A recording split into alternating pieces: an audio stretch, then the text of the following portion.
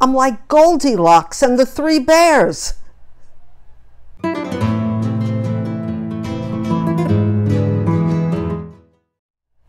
Hello everyone, and welcome back to my channel. I'm in a different location. This will probably be my location for the time being. I do have my books in the back, and happy about that.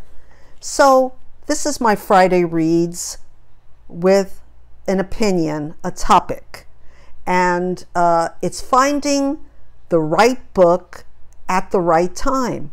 Just right, just like Goldilocks, that it's just right. Now, so what's going on in my life that I feel this way? Oh, nothing much, just a fractured tooth, a first visit to a cardiologist, and of course there's my severe chronic pain. So it's small stuff. It really is small stuff.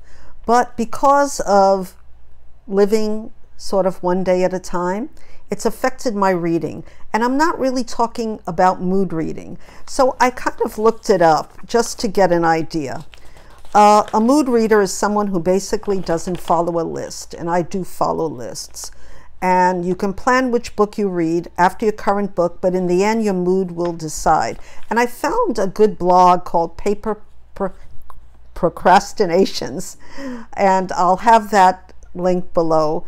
And the writer says that, you see, since my mood can change so rapidly and my interest in a book can dwindle in a snap second, sometimes it can take me a week, 2 weeks, a month, or even several months until I return back to a book that I put aside because I wasn't in the mood for it. So maybe that, she says, sometimes that's because I'm just reading too many books. And so by the time I get back to the original book I started with, it's a month later. Many times I'm super excited for what comes into my life, but it comes at the wrong time. And even though I still really want to read the book, I don't have the desire to read it at the given moment. And so the book sits on my shelf, and it sits and sits. And I can relate to that in some small ways. But what I'm talking about now is not mood reading. It's finding the right book at the right time. And not so much with your mood, but maybe with your situation. So let's get to the books. And I just wanted to say that another thing that was a little, got me in my feelings, as the kids say, is something that has to do with booktubes. And I'll talk booktube, and I'll talk about that at the end. It's not a really big thing, but it bothered me. So the books. So this book is too big. No, I'm not talking about big in size, though it is a very big book. And it's a book that I like the name of it. It's Getting Good at Getting Older by Rabbi Richard Siegel and Rabbi Laura Geller. And I thought, oh, this is a good book for me at the time, but it's too big. And let me explain what I mean about too big. Well, there was another issue that happened with it. I looked at the first page, and it was a memorial to one of the writers who passed away, and he was 2 years younger than me. And it says, "This is the intro I never wanted to write." And when Richard and I began working on this book, he was in his 60s. So Richard Siegel passed away, and I thought, do I really want to read this book right now? And then I skimmed through it, and I realized this is a good book, but it's inspirational. And right now, the big thing about it is that it's an inspirational book, and I'm trying to get through one day at a time. So inspirational would be too big. Okay, now, what's too small? And these books are small, but that's not the reason that I don't want to read them, or I started reading them. The first book was Poison in the Pen, and it's a Miss Silver book. And I bought it because I'm collecting Miss Silver books by Patricia Wentworth. And I thought, this might be the perfect book to get me, you know, an escapism book. So the minute I opened it, I realized that I had read it already, and I kind of knew who done it. And it wasn't that it was annoying, because I love to reread, but rereading is not what I want to do right now. It's too small, if that makes any sense, with the Goldilocks. This book is too small. And this book I picked up like when I first started BookTube almost, and I really liked it. Now, Martha is called The Stargazy by, it's a Richard Jury, it's also a mystery, and I really liked it, but I put it aside because Martha Grimes, sometimes she's a hit or a miss for me, and something happened and I didn't get to read it.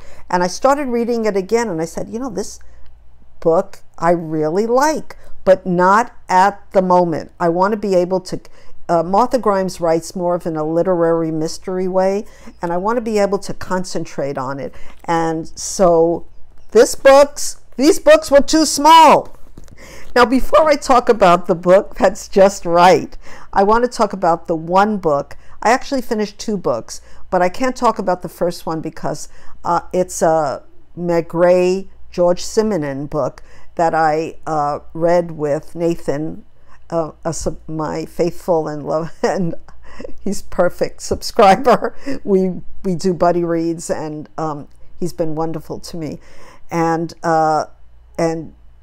he's sending me a lot of Kindle books about anxiety, which I really do appreciate, because Mental Health May is coming up, and that's what I kind of wanted to talk about at the end of this book. So I ended up finishing one book, and it's a Canadian novel, I mean written by a Canadian woman, Emily Austin. Everyone in this room will someday be dead.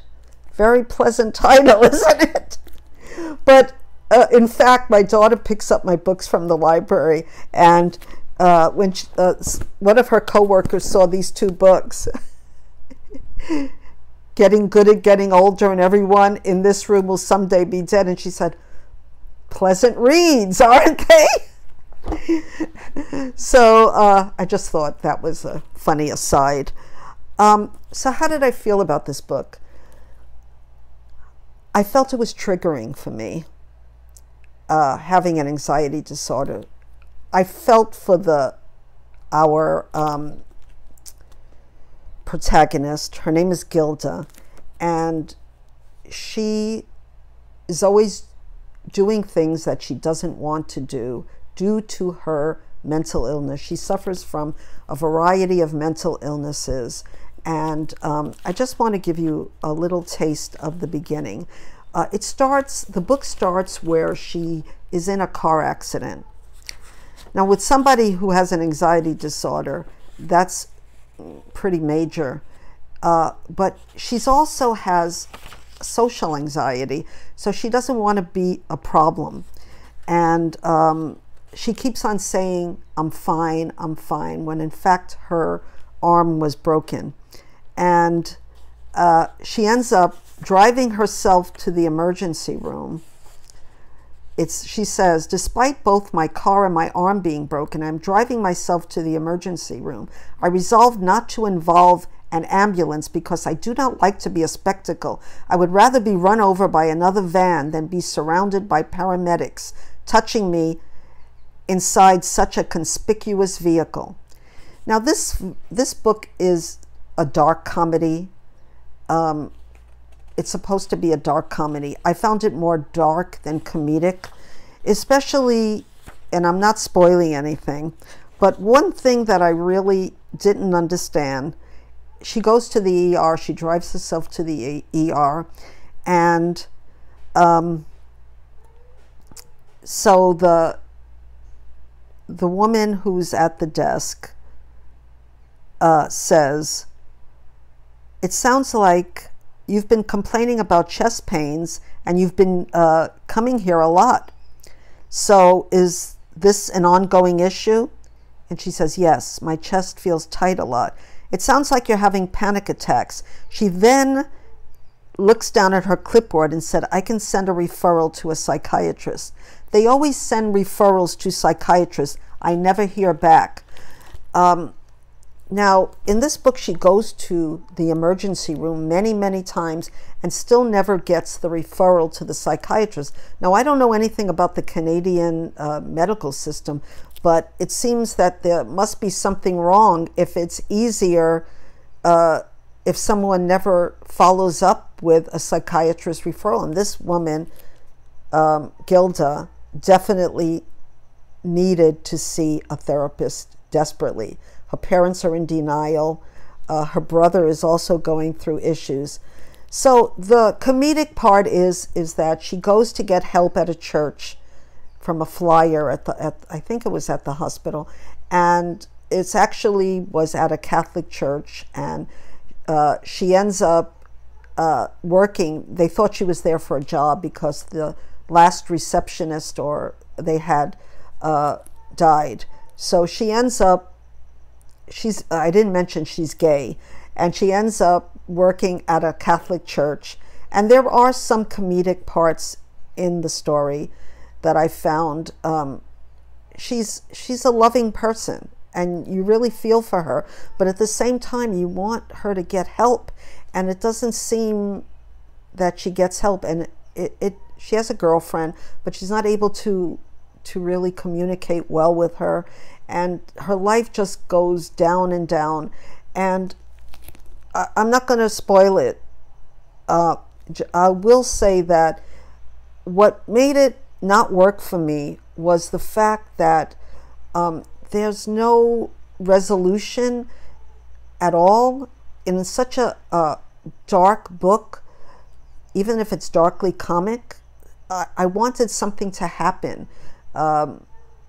Anything, but I mean, there is sort of, we do come to a sort of climax, but then there's never, it just stays there. And for me, not only triggering, but unsatisfying in the end. But what I'll say about it is that when she described her panicky symptoms, she has other mental illnesses, but I was there. I had been there. I had, everything was perfectly described, in almost that I felt that this author had to have been or know somebody very intimately to describe the panic attacks that she was going through. So I wanted to give it 4 stars, but in the end, I think it's like a 3.5-star read for me. And it's a debut novel. So I think this author has a lot of promise. So yeah, this book didn't work for me. So let's go to the books that were just right. But one was not right for the time. And, well, it was right for the time. It was just that I'm not finished with it yet. I'm buddy reading a Barbara Pym book called The Sweet Dove Died, and it's I think it's her last book, and it was published in 1978, and she died in 1980. But I know she wrote it before. But I'm in the middle of it, and I'm buddy reading it with Jack from Spread Book Joy, and she's a delight to read with. And we're loving this book. But I say it's not the right time only because I'm not where I want to be at the time. I want to really race through it, but because of my circumstances, I can't race through it, and because we're buddy reading it too.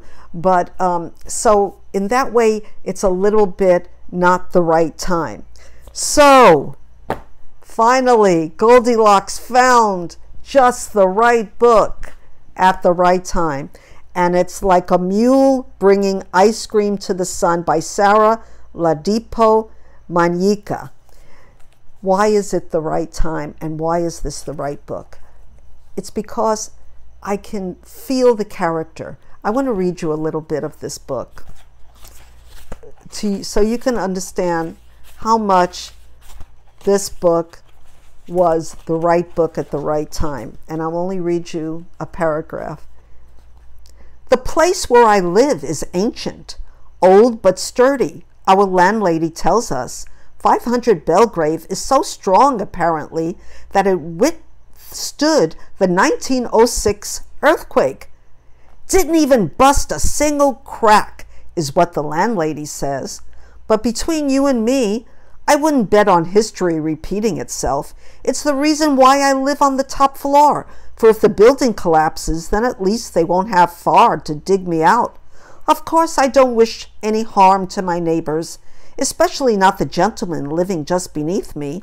As for the sullen woman on the ground floor who insists on calling me Mary because she finds Moreo too hard to pronounce, well, that's another story.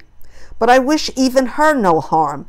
I'd like to imagine that when the big one strikes, we'd all be gathered at my place enjoying a glass of wine, and we'd ride the whole thing out and live to tell the tale. So I felt at home with this character, Moreo or Moreo, because, well, she's a doctor. We find out in the second, she was a doctor. She's an elderly woman, and she loves San Francisco, but she was born in Nigeria, and she talks a lot about Nigeria and about her life, and I'm there with her. It was the perfect book at the perfect time, and it's making me very happy. So I do suggest this book. It's wonderful. I mentioned at the beginning of my video that something on Booktube got me in my feelings, and it was just that I'm doing a event that's very important to me, and in my last video I kind of poured my heart out and I didn't get many views, and this event, Mental Health May, like I said, I'm doing this with Kim at Middle of the Book March, who's wonderful and is giving me a lot of support. But like I said, I didn't get many views, and it kind of depressed me a little bit because I wanted everyone to learn about this. And of course they're learning about it on Kim's channel, which is fine. But yeah, I just felt that it should have done as well as my other videos. Not that they get many views, but it did less good. So I'm going to put that video, well, it should be in the end screen anyway, but please share that video, because there are so many people on YouTube, and you know, algorithm schmalgorithm, as we say in Brooklyn. I don't care about that. I just care about that we reach the people who like Gilda. Everyone in this room will someday be dead. And she's suffering a lot, and she didn't get much help. Of course, it's fiction, but there are many people like that, and we want to reach as many people as possible. So that's my Friday reads for this week. And if you like this video, think about subscribing and liking, and even clicking the notification bell so you can get more videos from me. But I'm going to wish you a wonderful weekend, and I'll be back next week with more opinions, because hey, I'm an old dame and I got a lot of opinions. So until we meet again, aloha.